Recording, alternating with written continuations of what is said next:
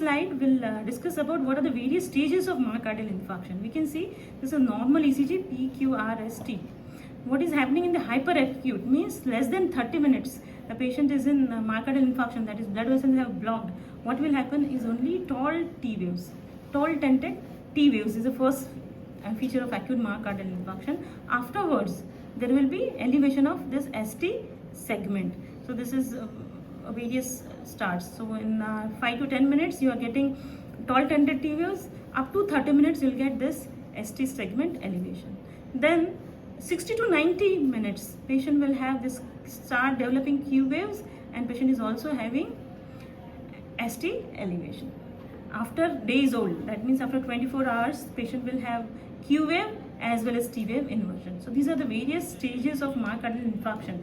So if someone tells you what is the ECG changes of myocardial infarction, we'll say it is ST elevated. ST elevation is the pathognomic feature of your myocardial infarction. Q wave suggests there is necrosis in the vessel wall. So if at this stage, that is in the 30 to 60 minutes, if we thrombolize means if we give drugs to dissolve this thrombus, so patient will be resolved and this ST elevation will get settled. Okay.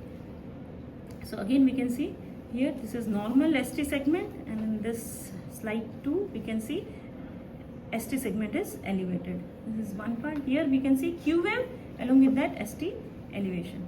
So these are again various stages of your. This is an ECG which is showing ST elevation in lead 2, 3 and AVF. So these are the contiguous two leads.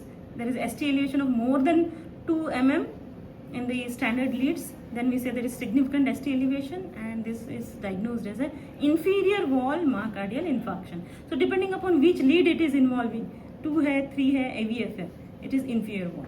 Okay. If it is involving V2, V3, V4 leads, then it is anterior wall. If there is involvement of 1 AVL, V5, V6, then we say it is anterolateral wall myocardial infarction. So depending upon which leads are involved, we can diagnose that patient is having anterior wall myocardial infarction or inferior wall myocardial infarction or lateral myocardial infarction. Okay. For this, for you people only remember this two, anterior and inferior wall myocardial infarction. Inferior is 2, 3 AVF, anterior is V2 and V4. This is reciprocal changes, they are seen in the opposite leads. मतलब यहाँ ST elevation हो रहा है तो reciprocal means ST depression होगा 2, 3 AVF में. Okay, so just remember this only, don't go for confusion. ST elevation will be seen in anterior wall MI in V2 to V4, in inferior wall MI in 2, 3 and AVF. If you remember these two things, that is also okay for me. So in this ECG we can see there is ST depression in 2, 3 AVF, whereas ST elevation in V2, V4, V3. So this is anterior wall myocardial infarction. Okay. So once we have done ECG, the other thing that we do is blood biomarkers. So we send the blood for various biomarkers.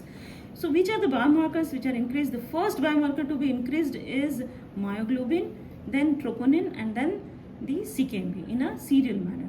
So myoglobin is very non-specific, hence we don't go for making a diagnosis. But the two most specific are troponin IT and CKMB, that is creatine kinase myoglobin variety. Okay, so these are the two things are done. And the CKMB levels, they will reduce after 48 hours. Okay, so after 48 hours, if there is re-MI, so again CKMB will increase.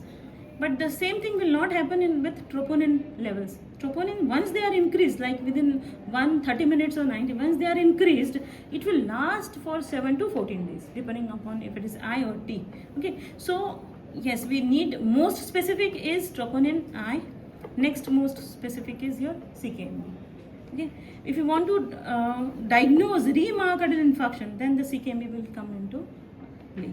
Okay, but which is the most specific biomarker for myocardial infarction?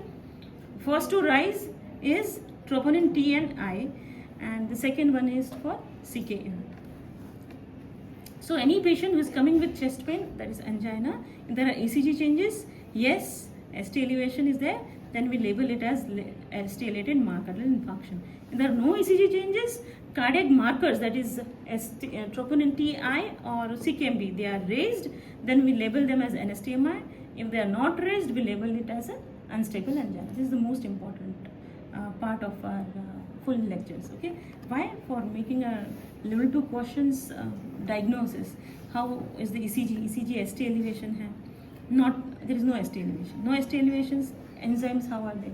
If they are raised, then we make a diagnosis of NSTMI. If they are not raised, that means patient is having unstable angina.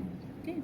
So apart from ECG and biomarkers, we go for other investigations also, like lipid profile, what is the blood glucose level, what has happened to PT, INR, hemoglobin levels, and so on. So how to start for the treatment? Once patient comes and you have made a diagnosis of acute coronary syndrome, that chest pain hai, investigations have yet to come. So what we do is we give sorbitol sublingual to the patient, oxygen देखेंगे.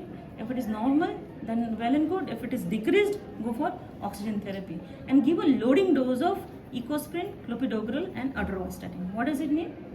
4 tablets of 75 milligram of ecosprin, 4 tablets of clopidogrel 75 milligram and 4 tablets of atorvastatin. So this is called a loading dose. Any patient, if it is unstable angina, NSTMI or STEMI, these 3 things we need to do. Which are there? First is strict bed rest, nitrates, give oxygen, and then 4th one is a loading dose.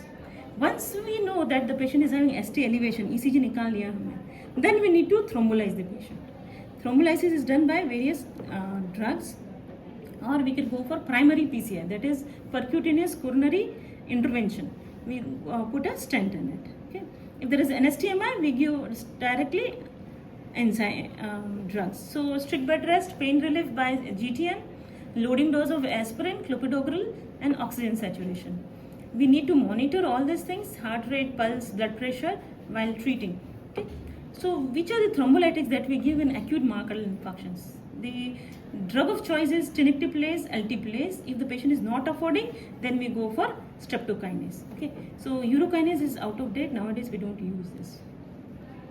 The chronic therapy, once we have stabilized the patient, so afterwards what we do is we give beta blocker to decrease the heart rate, so that the heart rate decreases, your oxygen demand decreases. We need to give till 100 milligram, okay, till your heart rate is 60.